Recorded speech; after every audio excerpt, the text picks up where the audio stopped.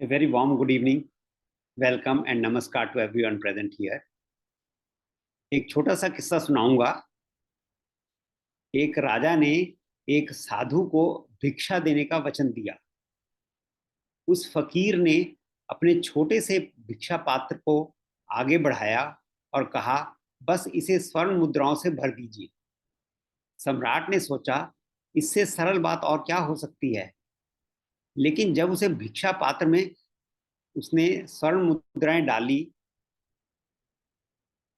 जितनी अधिक मुद्राएं उसमें डाली गई वो उतना ही खाली होता गया और देख करके सम्राट दुखी हो गया। सम्राट को दुखी देख फकीर बोला, ना भर सके तो वैसा कह दें, मैं खाली पात्र लेकर ही चला जाऊंगा। ज्यादा से ज्यादा इतना ही होगा ना कि लोग कहेंगे कि सम्राट अपना वचन पूरा नहीं कर सके। ये सुनकर सम्राट ने अपना सारा खजाना खाली कर दिया, लेकिन अद्भुत पात्र जो था वो भरा ही नहीं। तब उस सम्राट ने पूछा, तुम्हारा पात्र साधारण नहीं है, उसे भरना मेरी सामर्थ्य से बाहर है। क्या मैं पूछ सकता हूं कि इस अद्भुत पात्र का रहस्य क्या है? वह फकीर हंसने लगा, बोला, कोई विशेष रहस्य नहीं है। यह पात्र मनुष्य की खोपड़ी से बनाया गया है। मनुष्य के लालच की खोपड़ी को कभी भी भरा नहीं जा सकता। धन से, पद से, ज्ञान से, किसी भी तरह किसी भी चीज से भरो, वो खाली ही रहेगी। इस सत्य को न जानने के कारण ही मनुष्य की इच्छाएं कुछ भी पाकर शांत नहीं होती।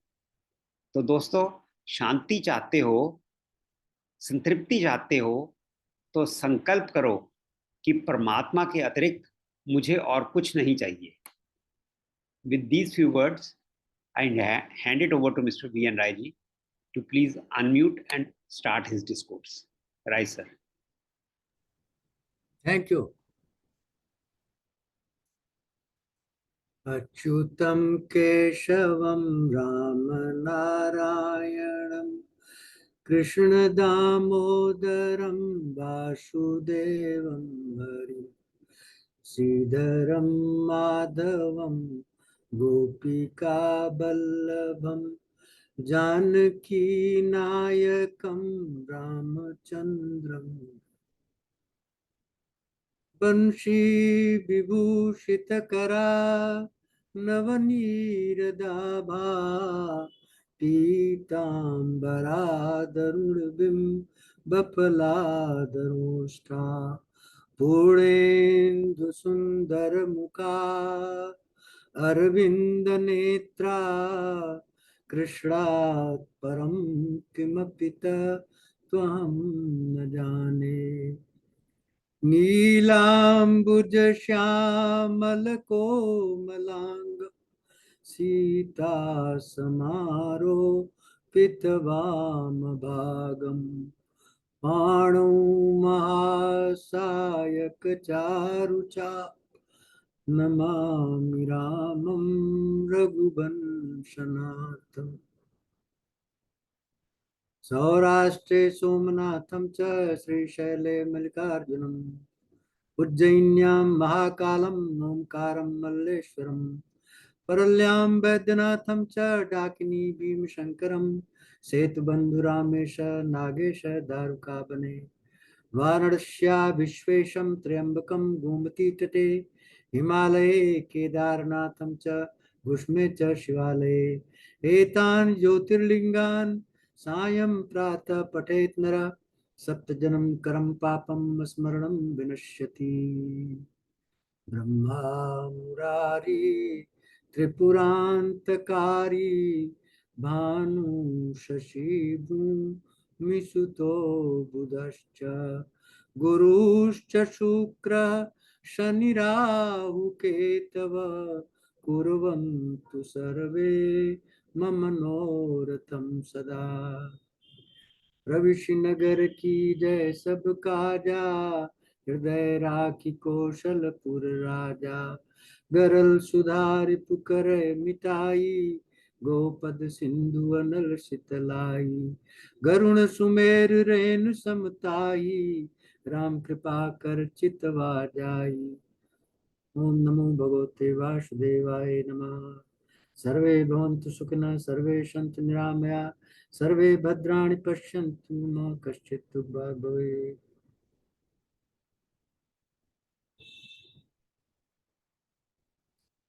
सर्वप्रथम आप सबको दंडवत प्रणाम। और आखिरी स्कंद जो था, 8वां स्कंद, उसमें मुख्य मुख्य चीजें आ गई थी। बस एक चीज रह गई थी जिसका वर्णन आवश्यक है, क्योंकि भगवान समय समय पर अवतार लेते हैं परिस्थिति के अनुसार। और भगवान का प्रथम अवतार है मत्स्य अवतार, जिसका वर्णन हम लोगों ने अभी तक नहीं किया। उनका दूसरा अवतार जो कच्छप अवतार थे, समुद्र मंथन में उसका वर्णन हुआ। तीसरा अवतार 12 अवतार था, जो हिरण्याक्ष को मारा पृथ्वी को रिट्रीव करने के लिए, उसका भी वर्णन हुआ। और चौथा जो नृसिंह अवतार था, आधा मनुष्य आधा जानवर, वो भी प्रहलाद के लिए वर्णन हो चुका है।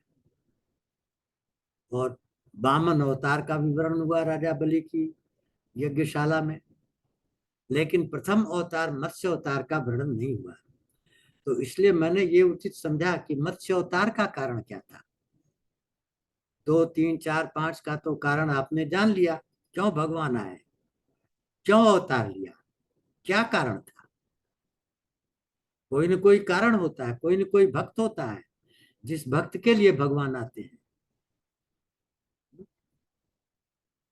ब्राह्मण की रक्षा करते हैं, गौ की रक्षा करते हैं, वेद की रक्षा करते हैं, धर्म की रक्षा करते हैं, साधु पुरुषों की रक्षा करते हैं, वर्णों की रक्षा करते हैं। तो मत्स्य अवतार क्यों हुआ? तो मत्स्य अवतार भी किसी भक्त के लिए ही हुआ होगा, जैसे और सारे अवतार हुए, उसी तरह मत्स्य अवतार भी किसी भक्त के लिए ही आए होंगे भगवान। तो परीक्षित जी ने पूछा, क्यों मछली का रूप क्यों धारण किए? वो तो तामसिक होती है, इसलिए मछली बने भगवान। सुखदेव महाराज,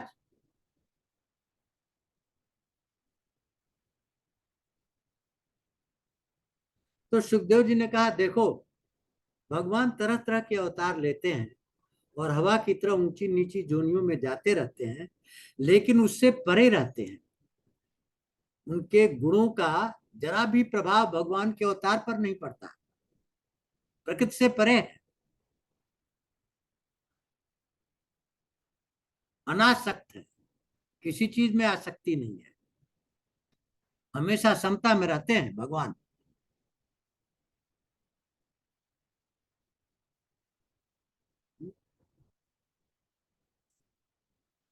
तो जब सतयुग का प्रलय हुआ, त्रेता आने वाला था, ब्रह्मा जी सोने वाले थे, नींद आ रही थी उनको, उसी समय ब्रह्मा जी के मुंह से वेद निकल गए और एक हैग्रीव नाम का राक्षस उसको अपने योग बल से चुरा ले गया।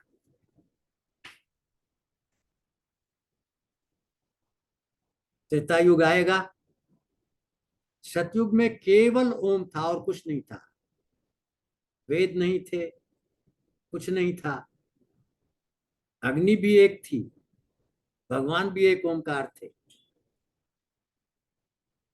त्रेता युग में तीनों वेद आए, 3 प्रकार की अग्नियां आई। एक बहुत प्रतापी राजा थे, उनका नाम था सत्यव्रत। बहुत ही धर्मपरायण थे, बहुत तपस्या करते थे, भगवान में लीन रहते थे, सब कुछ त्याग दिया था अपना, केवल भगवत भक्ति थी और कुछ नहीं थी।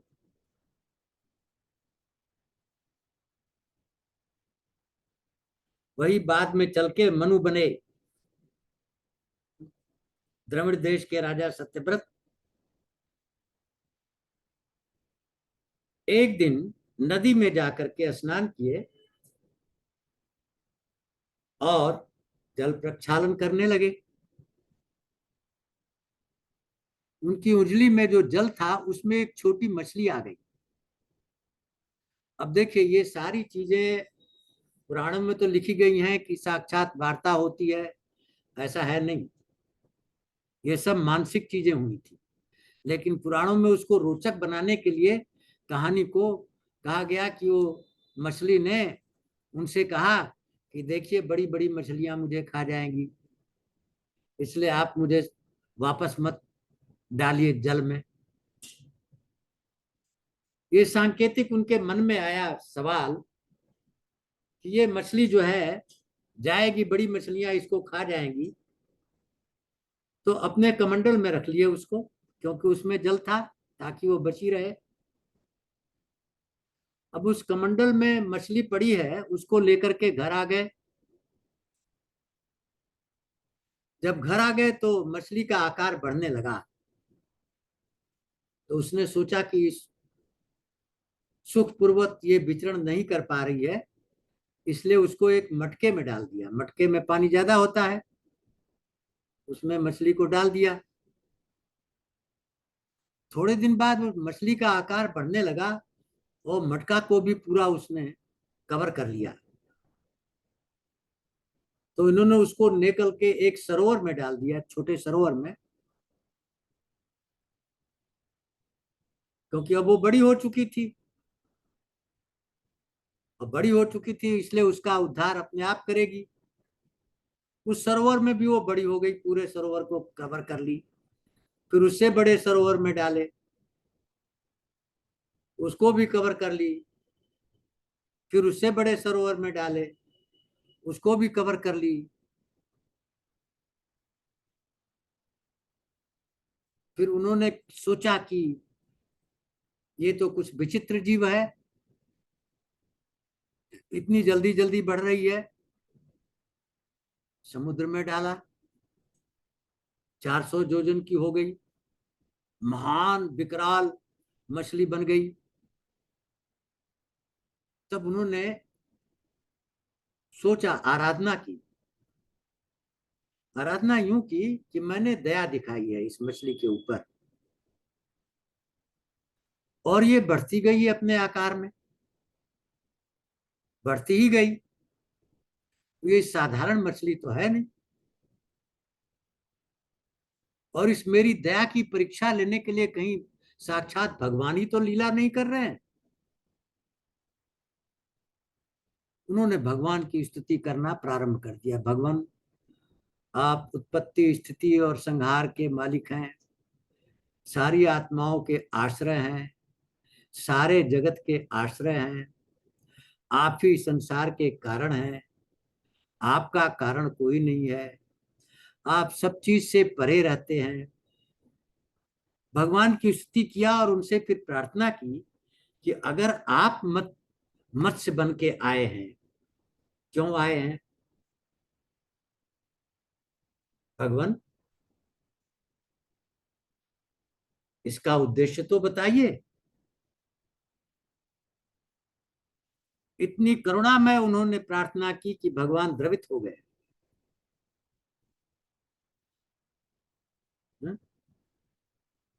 और भगवान, अब उपनिषद में है, पुराण में है कि भगवान प्रकट हो गए। भगवान प्रकट नहीं होते हैं, अनुभूति होती है भगवान की। अनुभूति होती है, अंदर ही अंदर, आपके हृदय के अंदर आवाज निकलती है। भगवान ने कहा, सत्यव्रत, तुम बहुत ही धर्मनिष्ठ हो, धर्म के पालक हो, हाँ? सत्यनिष्ठ हो, और मैं तुमसे बहुत प्रसन्न हूं। और जो सत्यव्रत थे, उनकी पत्नी भी उतनी ही सत्यव्रती थी, उनके साथ वो भी पूरा सहयोग करती थी। तो भगवान क्यों आए हैं? दो चीज के लिए आए हैं मत्स्य अवतार में। एक, वेदों की रक्षा के लिए, और दूसरा सत्यव्रत की रक्षा के लिए, सत्यव्रत के कल्याण के लिए। भगत के बस में होते हैं भगवान। इतनी कठिन तपस्या, इतनी कठिन आराधना की है, सब कुछ त्याग दिया, इतना धन वैभव स्त्री सब कुछ भगवान के चरणों में समर्पित कर दिया। ये सारा क्षणभंगुर है, केवल एक ब्रह्म ही है, उसी की उपासना की। तब भगवान ने कहा, देखो सत्यव्रत, प्रलय होने वाला है, प्रलय होगा, पृथ्वी डूब जाएगी पानी में, चारों तरफ जल ही जल होगा। उस समय जल के थपेड़े से मार खाती हुई एक नौका प्रकट होगी। उस नौका में सप्तऋषि होंगे, क्योंकि सप्तऋषि का कभी नाश नहीं होता, प्रलय के समय भी वो जिंदा रहते हैं, हमेशा रहते हैं, जैसे भगवान रहते हैं। तो उस नौके में तुम सूक्ष्म जीवों के सूक्ष्म रूप को और सारे धन धान्य के बीजों को लेकर के सवार हो जाना, बैठ जाना सप्तऋषियों के साथ, और वासुकी नाग की रस्सी बना करके मैं एक बहुत बड़े विशाल मत्स्य रूप धारण करके आऊंगा। 4000 योजन की लंबाई होगी मेरी, तो मेरी सींग भी होगी। तो उस वासुकी नाग को रस्सी बना करके और इस नौका को मेरी सींग में बांध देना,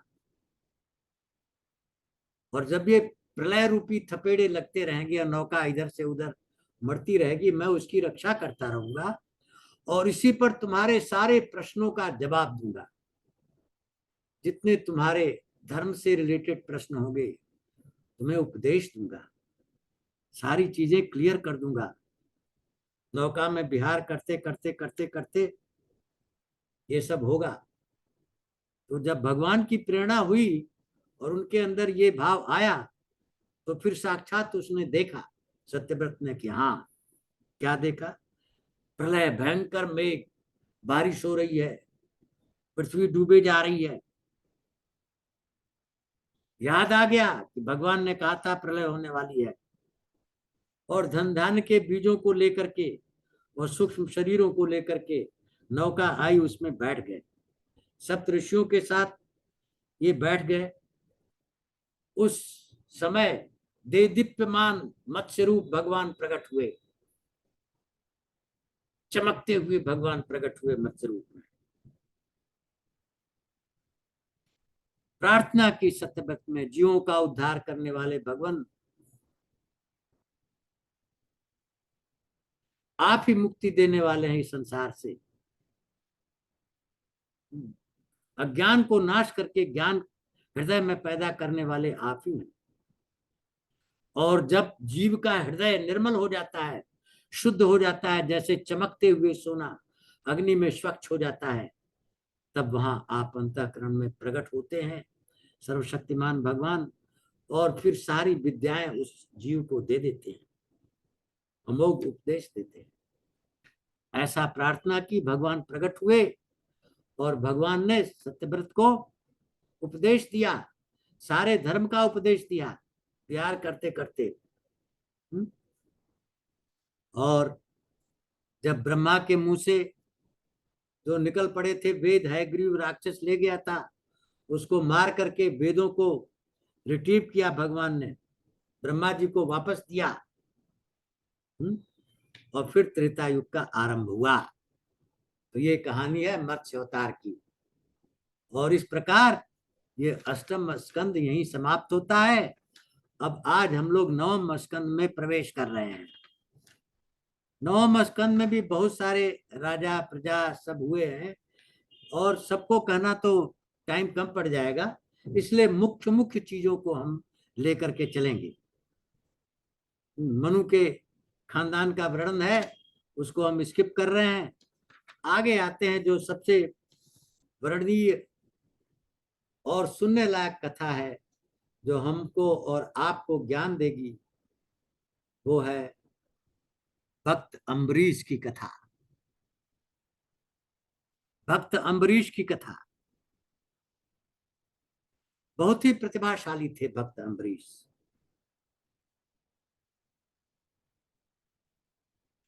भगवान के चरणों में हमेशा उनका मन निरंतर लगा रहता था। हाथ भगवान की सेवा में लगा रहता था, आंख भगवान के दर्शन में लगी रहती थी, कान भगवान की लीला का गुणगान सुनने में लगा रहता था, नाक भगवान के प्रसाद को सूंघने में लगी रहती थी, जीवा भगवान के रसास्वादन में लगी रहती थी, और त्वचा उनके स्पर्श में लगी रहती थी। भगवान मैं थे अम्बरीश, एक तरह से देखा था भगवान के अलावा कुछ नहीं था। और अम्बरीश की जो प्रजा थी वो भी धर्मशील थी, वो भी निरंतर भगवान की लीलाओं का गुणगान सुना करती थी।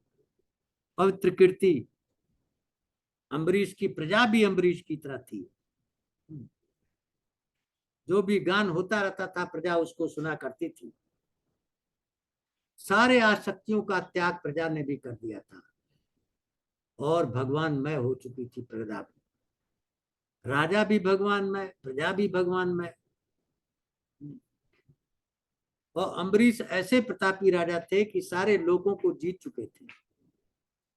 सब धन धान्य उनके चरणों में था, सब चीज उन्होंने विजय प्राप्त कर ली थी सब चीज के ऊपर। उनकी पत्नी भी वैसी ही थी, धर्मशील थी। जो राजा अम्बरीश करते थे पत्नी उनका साथ देती थी, वो भी वही वही करती थी। एक बार अपनी पत्नी के साथ भगवान श्री कृष्ण की आराधना करने के लिए उन्होंने द्वादशी का 1 साल का व्रत रखा। एकादशी का व्रत 1 साल का रखिए, बहुत महत्व होता है। अम्बरीश की कथा से आपको पता लगेगा। 1 साल में 24 एकादशी आती है। 24 एकादशी पूर्ण हो गई। अम्बरीश जी ने सारी एकादशी का व्रत विधिवत रखा और द्वादशी के दिन पारण होता है। एकादशी खत्म हो जाती है तो उसके दूसरे दिन पारण होता है। व्रत की समाप्ति के बाद पारण होता है। उस समय भगवान को नहला धुला को आभूषण वस्त्रों से सुसज्जित करके अम्बरीश जी ने भगवान को भोग लगाया। अस्त्र वस्त्र आभूषण सब पहनाया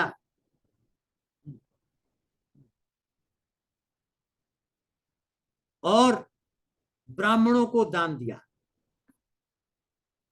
दान क्यों दिया जाता है?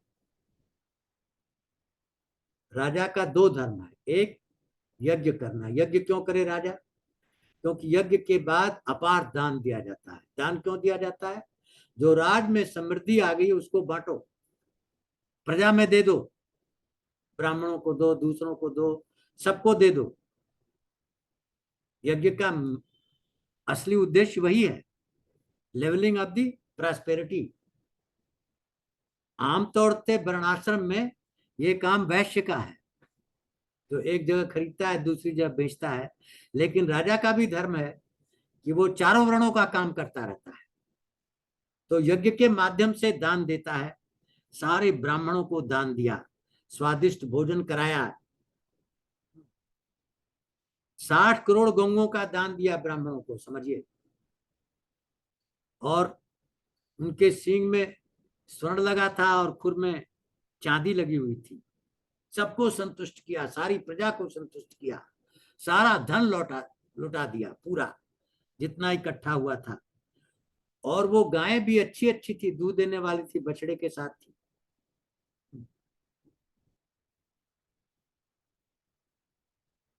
अब जब ये कर लिए तो उसी समय राजा अम्बरीश ने देखा कि सामने से दुर्वासा जी आ रहे हैं, ब्राह्मण आ रहे हैं। ब्राह्मण तो भगवान के भी पूज्य हैं। तो इसलिए दुर्वासा जी को देख करके महाराज अम्बरीश ने साष्टांग दंडवत किया आसन पर बैठाया, पैर का प्रक्षालन किया, चना सब किया। करने के बाद आमंत्रित किया कि पारण आप ही के द्वारा हो। पहले दुर्वासा जी बहुत प्रसन्न हुए अम्बरीश से और एक्सेप्ट कर लिया कि हम पारण करेंगे तुम्हारा, लेकिन जा रहे हैं, नदी में स्नान करके आएंगे तब करेंगे। नदी में स्नान करने गए अपनी मंडली के साथ और वहां देर हो गई और यहाँ पारण का समय निकलता जा रहा है।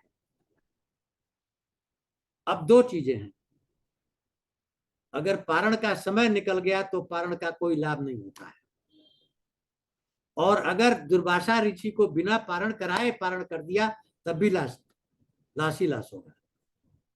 दुर्वासा ऋषि आए नहीं, उनको पारण करा नहीं सकते और समय निकल जाएगा तो पारण का कोई मतलब नहीं। तो अम्बरीश ने सारे ब्राह्मणों से वार्तालाप किया, क्या किया जाए।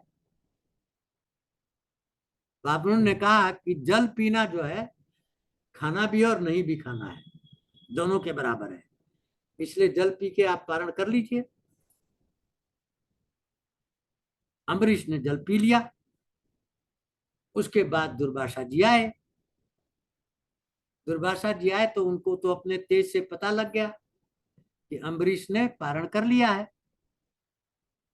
उनके होठ बहुत थर्राए, आंखें लाल लाल हो गई, क्रोधित हो गए कि तुम ढोंगी राजा है, मेरा इंतजार किए बिना तुमने पारण कर दिया। और तब क्रोध में उन्होंने अपनी जटा निकाली और उसे कृत्या प्रकट किया, और वो कृत्या जलती हुई तलवार से अम्बरीश के ऊपर अटैक करना चालू किया। अम्बरीश चुपचाप खड़े रहे, हाथ जोड़ करके स्तुति करते रहे दुर्वासा जी की, और कृत्या जो है बड़े वेग से अम्बरीश की तरफ प्रहार किया। तब देखिए यही आती है गूढ़ तत्व क्या है। भगवान का सुदर्शन चक्र आया, कृत्या का सर्वनाश कर दिया, राख कर दिया कृत्या को। कृत्या तो चली गई, लेकिन सुदर्शन चक्र हजार दांतों वाला चमकते हुए आग की तरह दुर्वासा की तरफ झपटा। अब दुर्वासा अपनी रक्षा के लिए भगे, भागते रहे कंदराओं में, गुफाओं में, जहां जहां जगह मिली सब जगह भागे, कहीं रक्षा नहीं हुई। भागते रहे जैसे अग्नि सांप के पीछे भागती है। भागते भागते सारे लोकों में गए, कहीं कोई रक्षा नहीं किया। पृथ्वी पर अतल बितल सुतल जितना सब जगह घूम आए, सुरक्षित नहीं हुए। तब ब्रह्मा जी की शरण में आए, ब्रह्मा जी की स्तुति की, आप रक्षा करिए मेरी, ये सुदर्शन चक्र मेरे पीछे पीछे आ रहा है। ब्रह्मा जी ने कहा कि देखो, हम और महेश शंकर भगवान के अधीन है, भगवान हमारे अधीन नहीं है, तो ये सुदर्शन चक्र हमारे अधीन नहीं है, इसलिए मैं तो इसको रोक नहीं सकता। इसलिए तुम भूतों के देवेश्वर भगवान शिव के पास जाओ। शिव जी के पास आ गए दुर्वासा जी, आप तो सृष्टि के संहारक हैं, भगवान मेरी रक्षा करिए, आप सिद्धेश्वर हैं। भगवान शंकर ने भी कहा, मैं तुम्हारी रक्षा नहीं कर सकता, और इस चक्र को कोई शांत नहीं कर सकता।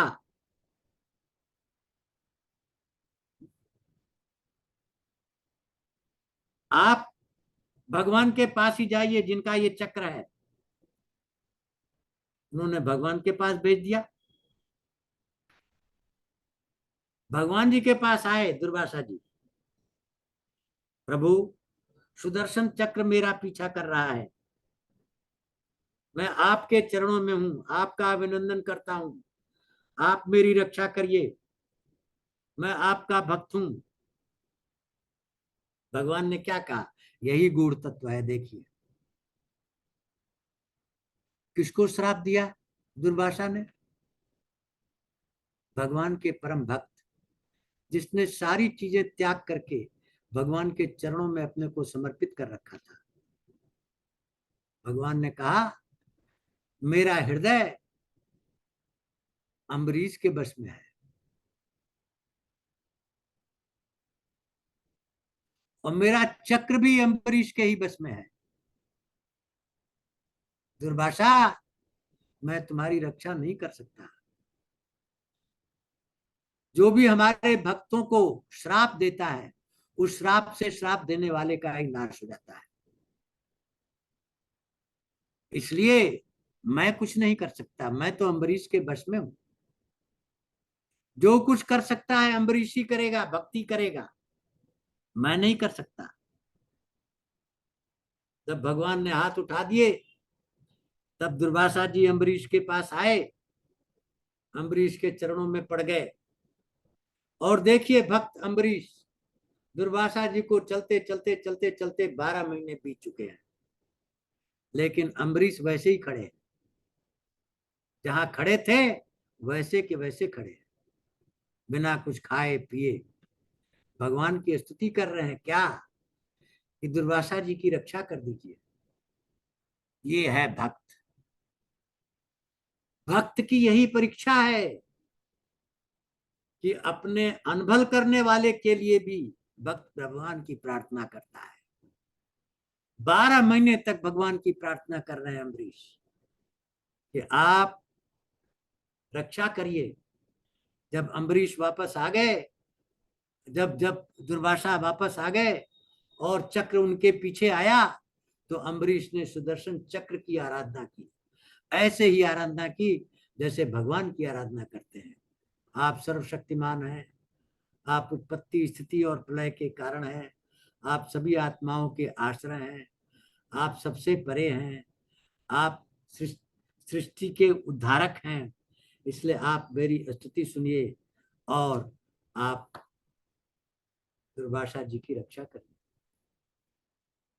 अम्बरीश की स्तुति सुन करके सुदर्शन चक्र शांत हो गए।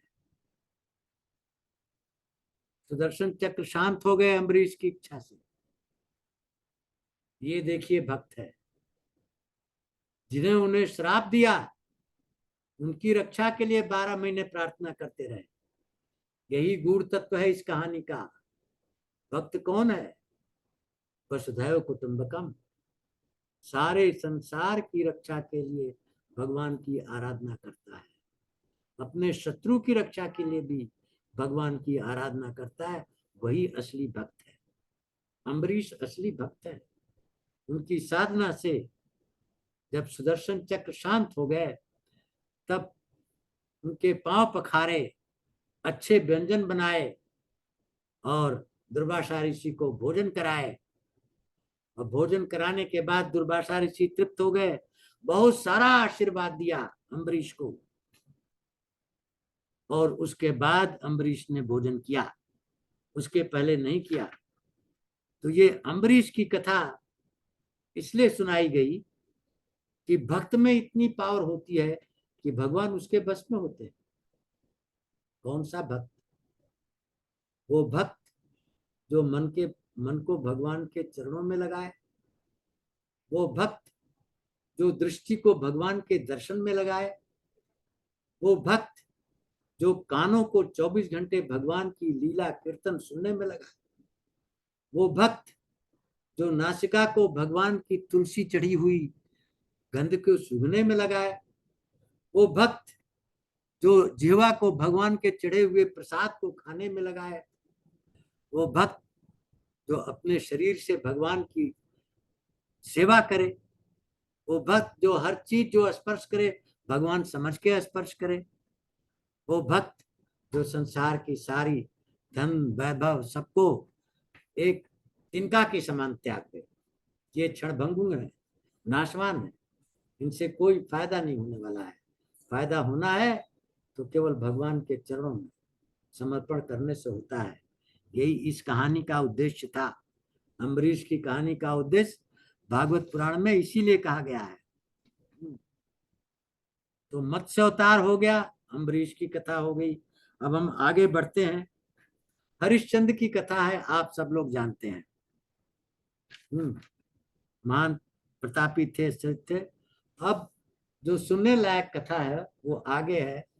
हाँ, कि गंगा जी का अवतरण कैसे हुआ। तो राजा सगर की कथा है। श्री हरिश्चंद्र के उसी खानदान में चले आ रहे थे और एक बड़े प्रतापी राजा थे। अपना राजपाट छोड़ करके जंगल में चले गए और उनकी जो धर्म पत्नी थी वो भी उनके साथ जाना चाहती थी, लेकिन एक ऋषि ने रोक दिया क्योंकि वो गर्भवती थी। जब वो रुक गई तो उसकी जो दूसरी सौते थे उन्होंने उसको विष पिला दिया ताकि इसका जो गर्भ है नष्ट हो जाए, लेकिन ऋषि के प्रताप से गर्भ नष्ट नहीं हुआ। और जो बालक पैदा हुआ उसका नाम रखा सगर। गर माने विष। विष का उसके ऊपर असर नहीं हुआ, उसका नाम है राजा सगर। सगर की उत्पत्ति ऋषि के प्रताप से। बड़े चक्रवर्ती राजा हुए, सारे पृथ्वी का राज उनके उनके शासन में था। और अपने गुरु की आज्ञा से जितने और वनवासी वो थे सबको उन्होंने जो जो गुरु ने कहा वैसा रूप उनको दे दिया। गुरु बहुत प्रसन्न हुए। तो और ऋषि और प्रसन्न होकर के बोले तुम सर्वशक्तिमान भगवान की आराधना और करो सगर। और सगर ने सर्वशक्तिमान भगवान की आराधना की और फिर उन्होंने एक अश्वमेध यज्ञ का ठान दिया, घोड़ा छोड़ दिया। जब भी कोई बड़ा आदमी यज्ञ करता है तो कौन डरता है? इंद्र। उसका सिंहासन ढूंढने लगता है। इंद्र ने चोरी से घोड़े को चुरा लिया और चुरा करके कहां बांध दिया?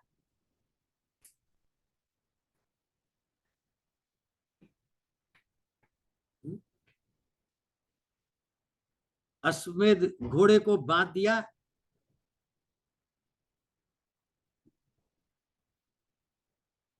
कपिल मुनि के आश्रम में। अब कपिल मुनि को तो पता नहीं कि घोड़ा है कि नहीं, वो तो समाधि लगा के बैठे हुए हैं। और इंद्र ने वहां घोड़ा बांध दिया। सगर के पुत्र जो थे वो घोड़ा ढूंढने निकले। सगर तो बहुत प्रतापी राजा थे, सारा लोक उनके अधीन था। अंत में जाकर के देखा कि ये तो कपिल मुनि के पास घोड़ा मिला, तो उन्होंने सोचा कि ये जो है आंख बंद करके बैठा हुआ है, इसी ने घोड़ा रोका है। और इंद्र ने उन राजकुमारों की बुद्धि भी भ्रष्ट कर दी थी।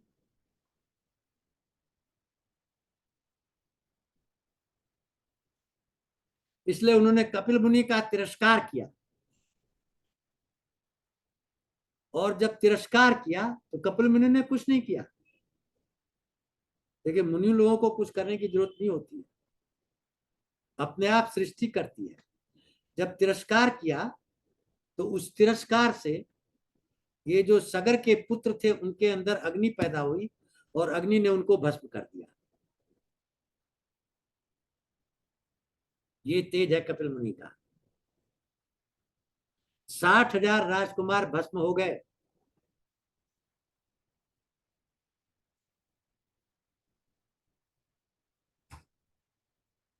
ये लौटे नहीं।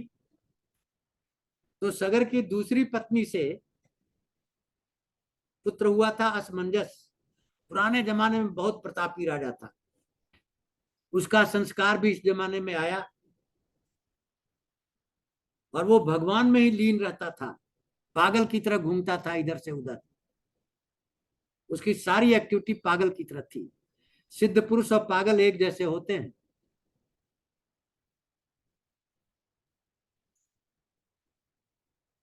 तो महाराज सगर ने देखा ये तो बेकार का पुत्र है, उसको त्याग दिया। लेकिन उसके पहले उसने बहुत सारे ब्राह्मणों के बच्चों को भी कुएं में डाल रखा था, इधर डाल रखा था, उधर डाल रखा था। अपने योग बल से सारे बालकों को जिंदा करके प्रकट कर दिया। राजा असमंजस ने जब ये कीर्ति की तो सगर को बड़ा आश्चर्य हुआ। अब असमंजस के पुत्र हुए अंशुमान। अंशुमान ने फिर ढूंढने की कोशिश की कि उनके चाचा लोग कहाँ चले गए।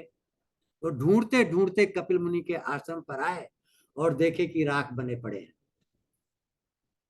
अंशुमान भी बहुत प्रतापी राजा थे, बहुत धर्मनिष्ठ थे, बहुत धर्मात्मा थे, पूजा पाठ करते थे जैसे राजा सगर थे। उन्होंने कपिल मुनि की बड़ी आराधना की, तीव्र आराधना की।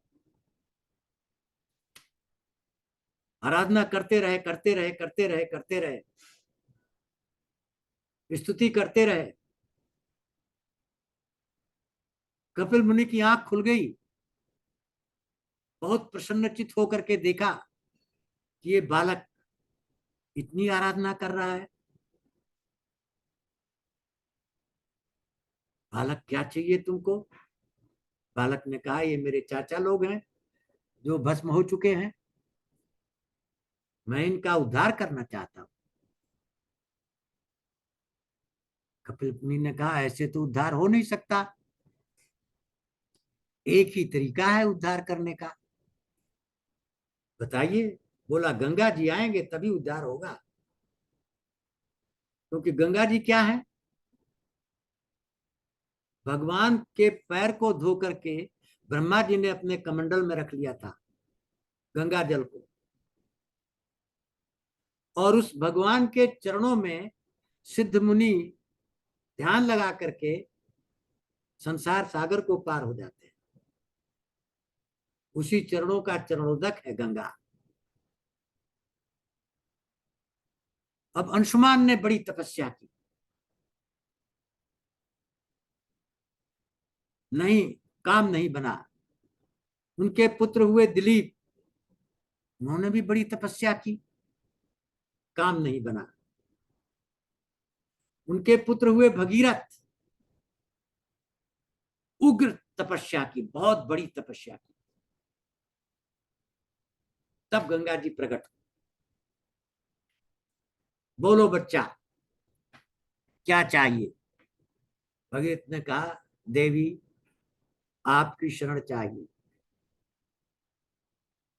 हमारे पूर्वजों का उद्धार करना है, आपको यहां आना है। गंगा जी ने कहा देखो भगीरथ, जब मैं आऊंगी तो मेरा वेग इतना तेज होगा कि पृथ्वी लोक को ढूंढ करके सारे लोक को जाकर के मैं रसातल में चली जाऊंगी। पहला काम। दूसरा काम, मैं आना नहीं चाहती, क्यों? क्योंकि मैं आऊंगी तो सारे पापी अपना पाप धोएंगे हमारे। भगीरथ ने कहा कि देखिए माते, जहां तक पाप का सवाल है, जब आप मृत्युलोक में आएंगी तो आप में जितने भी पाप हैं उनसे कई गुना ज्यादा वो तपस्वियों का तप होगा। वो तपस्वी जो संसार को छोड़ चुके हैं, जो समता में है, हान लाभ जीवन मरण सबको त्याग चुके हैं, उनके हृदय में केवल भगवान निवास करते हैं। उस भगवान के पवित्र स्पर्श से तुम्हारा सारा पाप खत्म हो जाएगा। जब भी तुम्हारे में ये तपस्वी लोग आएंगे, स्नान करेंगे, जितना पाप रहेगा सब खत्म हो जाएगा। गंगा जी खुश हो गई, बहुत बढ़िया बात। फिर बेग का क्या करोगे? तो गंगा जी ने कहा देखो एक ही उपाय है, मेरे वेग को कोई नहीं सहन कर सकता, इसलिए तुम जाओ शंकर जी की आराधना करो, वही केवल सह सकते हैं मेरे वेग को। भगीरथ ने शंकर जी की आराधना की। शंकर जी ने कहा भगीरथ, गंगा जी आएंगे, मैं जटा में उनको ले लूंगा, उनके वेग को रोक दूंगा। गंगा जी का अवतरण हुआ, शंकर जी की जटा में आई, और शंकर जी की जटा से शंकर जी ने निचोड़ा, नीचे चली। भगीरथ वायु के वेग से चले, गंगा सागर तक ले गए गंगा जी को, और वहां उनके जो 60,000 कुमार लोग भस्म हुए थे, गंगा जी ने उनका उद्धार किया।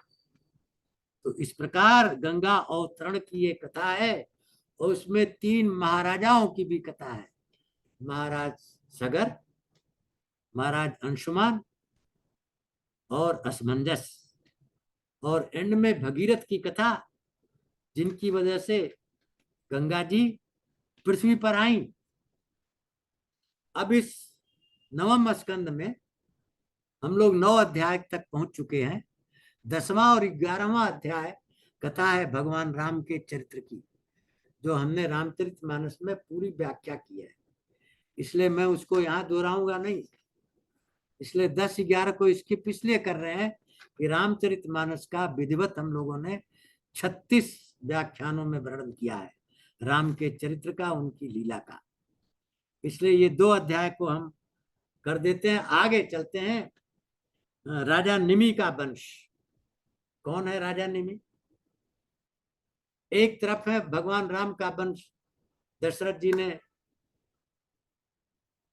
ऋषि से यज्ञ कराया, राम लक्ष्मण भरत शत्रुघ्न पैदा हुए, और इक्ष्वाकु वंश के ही पुत्र थे निमि, राजा निमि।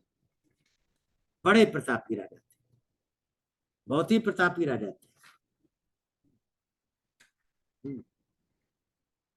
राजा निमि ने बहुत सारे यज्ञ किया।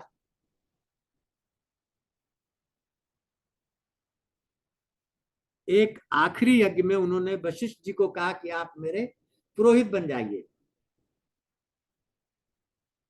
वशिष्ठ जी ने कहा कि देखो निमि, मैं तो जा रहा हूं, इंद्र के यहाँ यज्ञ हो रहा है, मैंने वचन दे दिया है, वहां से करके आऊंगा तब तुम्हारा पुरोहिती स्वीकार करूंगा।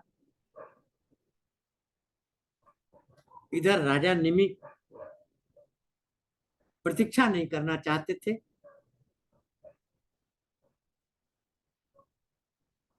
वो इंद्र का समाप्त करके आएंगे तब होगा। राजा निमि ने अपना यज्ञ करा लिया, और इधर वशिष्ठ जी जब आए तो उनको बहुत क्रोध हुआ कि तुमसे मैंने कहा था कि मैं आऊंगा। उन्होंने श्राप दे दिया कि तुम्हारा क्षय हो जाए, शरीर क्षय हो जाए। राजा निमि भी बड़े प्रतापी राजा थे, उन्होंने कहा हमारा इसमें कोई दोष नहीं है, दोष आपका भी है इस तरह का श्राप देना। उन्होंने भी श्राप दिया, तो वशिष्ठ का भी शरीर क्षय हो गया।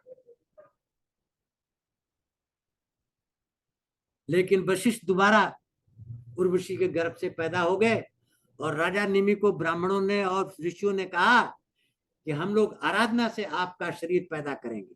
निमि ने कहा नहीं, कृपया छोड़ दीजिए मुझे, मुझे शरीर नहीं चाहिए, क्योंकि इस मृत्यु लोक में शरीर से सब पाप ही तो होगा, और क्या होगा। मुझे शरीर नहीं चाहिए, मैं बिना शरीर का रहना चाहता हूं। तब ब्राह्मणों, ऋषियों, वेताओं ने कहा कि ठीक है, आप रहेंगे। राजा निमि कहाँ रहेंगे? लोगों की आंख में है, आपकी पलक झपकती है वो राजा निमि है, आपकी जो पलक झपकाते हैं वो राजा निमि वहां है। तो राजा निमि पलकों में आ गए। ये राजा निमि की कहानी है। प्रसन्न होकर के उनको ब्राह्मणों ने पलकों में बैठा दिया, राजा निमि पलकों में हो गए। और उसी राजा निमि के वंश के हैं कौन? जनक जी।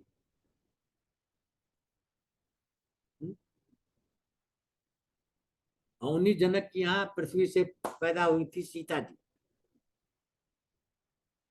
तो अब हम लोग चंद्रवंश का वर्णन करने जा रहे हैं। अभी तक सूर्यवंश का वर्णन हुआ, सूर्यवंशी राजाओं का वर्णन हुआ, अब चंद्रवंशी राजाओं का वर्णन होगा।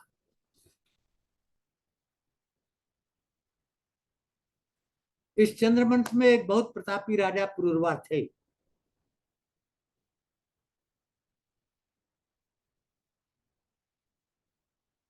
ब्रह्मा जी ने चंद्रमा को नक्षत्रों का, औषधियों का,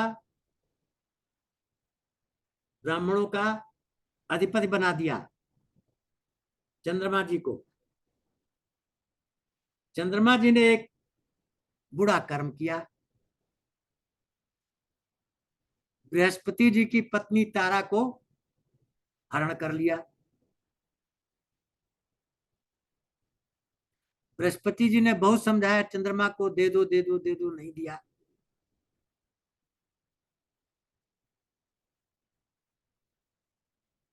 और चंद्रमा को सपोर्ट कर रहे थे शुक्राचार्य। क्यों?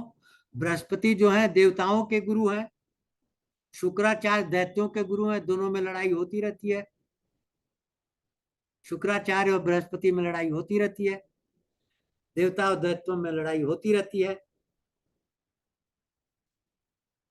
तो शुक्राचार्य जी उधर चंद्रमा की तरफ हो गए और इधर बृहस्पति ने भगवान शंकर को पटाया। तो महाभीषण संग्राम हुआ, देवताओं असुरों में संग्राम हुआ। अंगिरा ऋषि आकर के संग्राम को बंद कराए और ब्रह्मा जी ने कहा कि चंद्रमा बृहस्पति को उनकी पत्नी दे दो। तारा को दे दिया, लेकिन तारा गर्भवती हो चुकी थी। अब बृहस्पति ने पूछा ये गर्भ किसका है? तारा लज्जा की वजह से बताया नहीं। ब्रह्मा जी ने एकांत में ले जाकर के पूछा कि बेटी हमसे बताओ ये गर्भ किसका है? तारा ने कहा ये गर्भ चंद्रमा का है।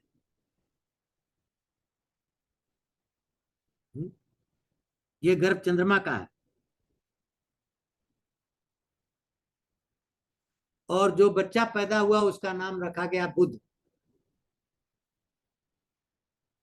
और उस बुध और ईला के गर्भ से बहुत प्रतापी राजा पुरवा पैदा हुआ। पुरवा।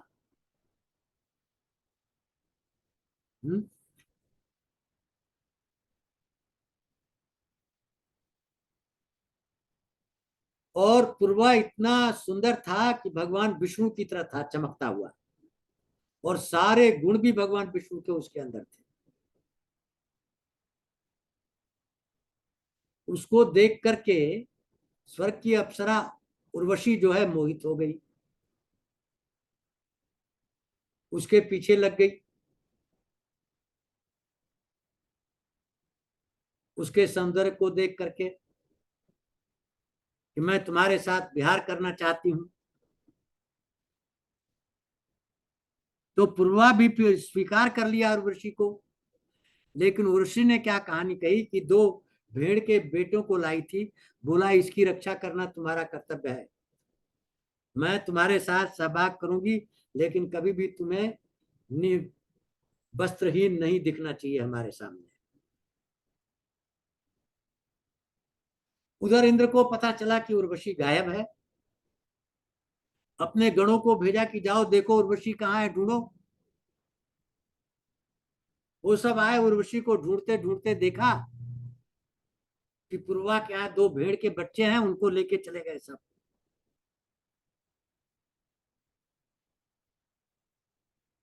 भेड़ के बच्चों को लेकर गए तो उर्वशी आकर के देखी मैं तो मेरे बच्चे नहीं है। उसने पूर्वा को बहुत धिक्कार किया, नपुंसक हो तुम, बेकार आदमी हो, हमारे बच्चों की रक्षा नहीं कर सकते तो तुम मेरी क्या रक्षा करोगे।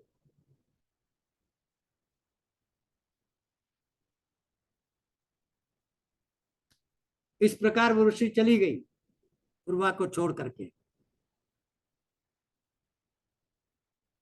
लेकिन उसके बाद फिर वो आती है अपने सखियों के साथ कहीं मिलती है और फिर इन लोगों का कॉन्ट्रैक्ट होता है कि साल में एक बार हम तुम्हें मिलेंगे, साल में एक बार। और हर साल एक दिन के लिए आते थे वो राजधानी में, और एक साल में एक बच्चा पैदा होता था।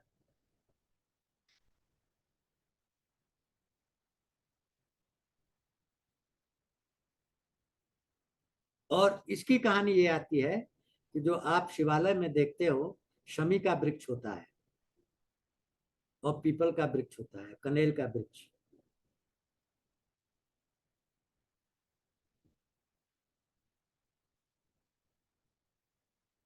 तो गंधर्वों ने अपनी माया से ये शनि का वृक्ष, पीपल का वृक्ष पैदा किया, जो शिवालय में यूज होते हैं, और इस तरह से ये कहानी वहीं खत्म हो जाती है। उसके बाद अगली कहानी फिर आती है जमदग्नि ऋषि और परशुराम जी की।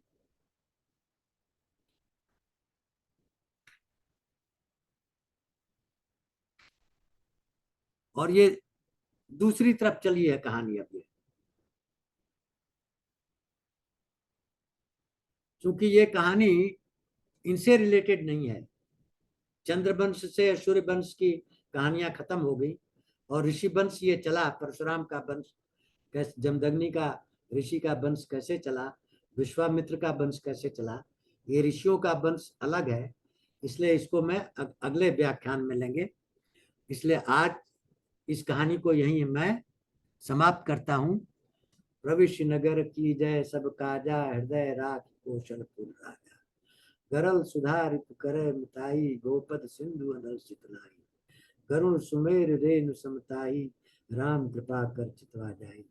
जय श्री राम, जय जय श्री राम। अब इन कहानियों का तात्पर्य यह है कि इन सब कहानियों में कोई न कोई छोटी छोटी शिक्षा इसमें छिपी रहती है। हमको केवल उसी को पकड़ना है और जो किस्से कहानी है उनको छोड़ देना है। मत्स्यावतार में जो छिपा हुआ था वो ये था, करुणा और दया। ऋषि ने मछली के ऊपर करुणा की, और करुणा इस हद तक की कि बहुत दूर तक चले गए, और तपस्या तो किए ही थे, इसलिए भगवान उनको दर्शन दिए।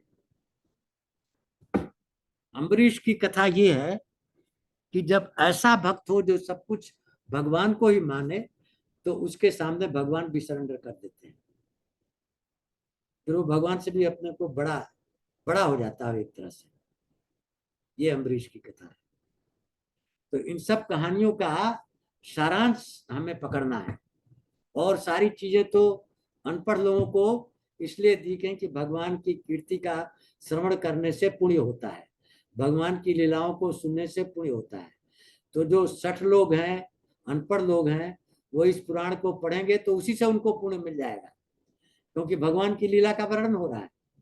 लेकिन जो विद्वान लोग हैं उसमें से ये गूढ़ तत्व को निकालेंगे, क्या सार क्या है इस कहानी का।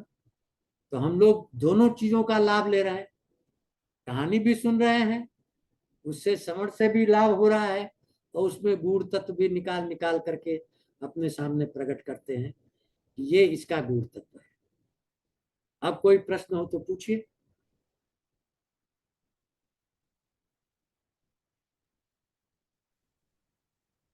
अनम्यूट करिए अपने आप को और प्रश्न पूछिए। हैं? मैंने कहा अनम्यूट करिए और प्रश्न पूछिए। हाँ,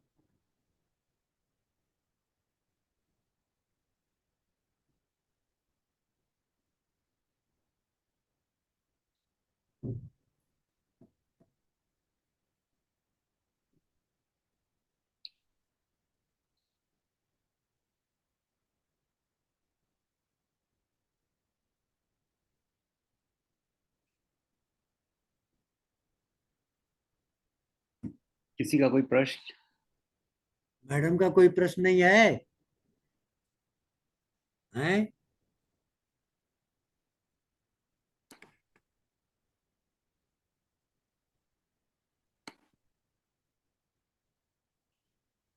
हाँ, पर प्रश्न लग नहीं रहा आज। कोई प्रश्न है आपका?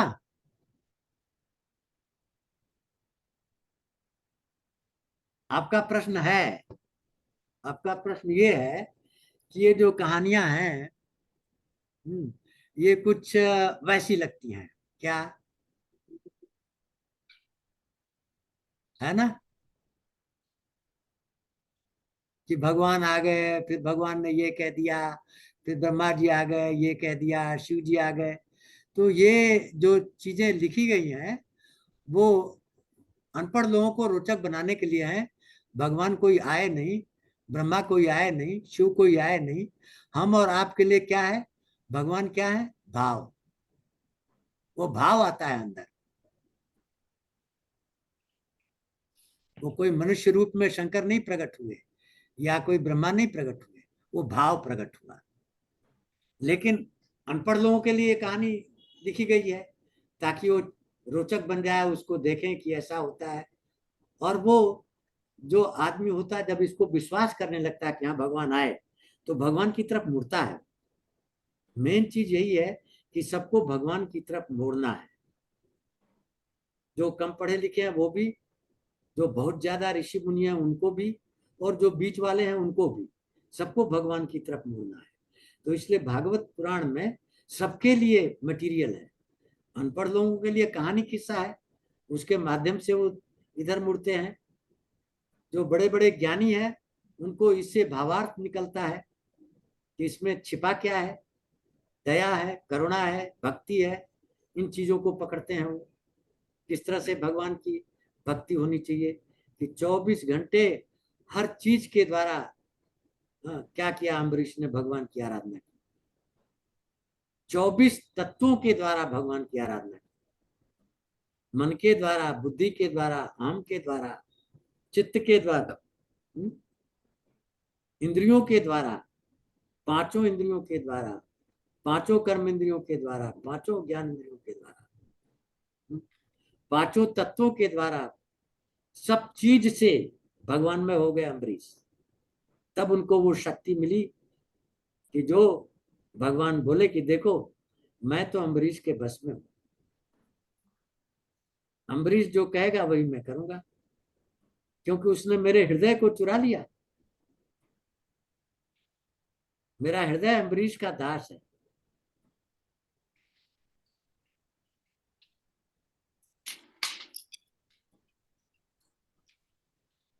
तो मनुष्य जन्म पा करके अगर हम भगवान का कीर्तन ही करते रहें, उनके गुणों को भी सुनते रहें, तब भी पुण्य लाभ होता है। इसीलिए भागवत पुराण लिखा गया कि इसको पढ़ने से भी पुण्य लाभ होता है, इन कहानियों को सुनने से भी पुण्य लाभ होता है, इनको सुनाने से भी पुण्य लाभ होता है, इनके मनन से भी पुण्य लाभ होता है, और उनके तत्वों को ग्रहण करने से फिर आदमी और आगे बढ़ जाता है और सीढ़ियों पर ऊपर चढ़ जाता है।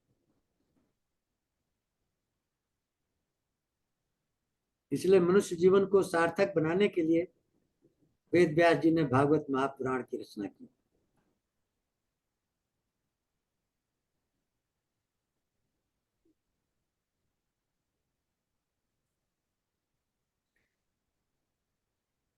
अब हम लोगों के लिए क्या है, सामान्य मनुष्य के लिए क्या करना है? किसी का अनहित नहीं करना है, बस मनसा वाचा कर्मा से किसी को दो विद्वेग नहीं पैदा करना है।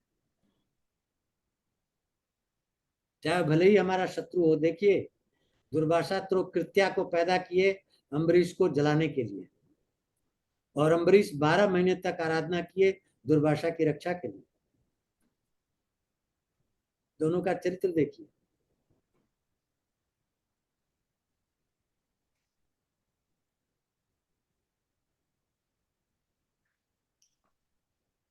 और 12 महीने तक कोई खाना नहीं खाए, जल पी के रहे।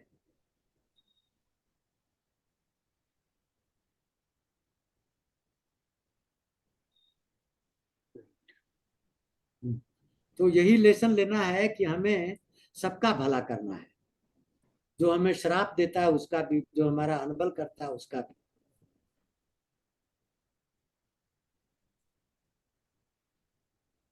कोई निगेटिविटी अपने अंदर नहीं लानी।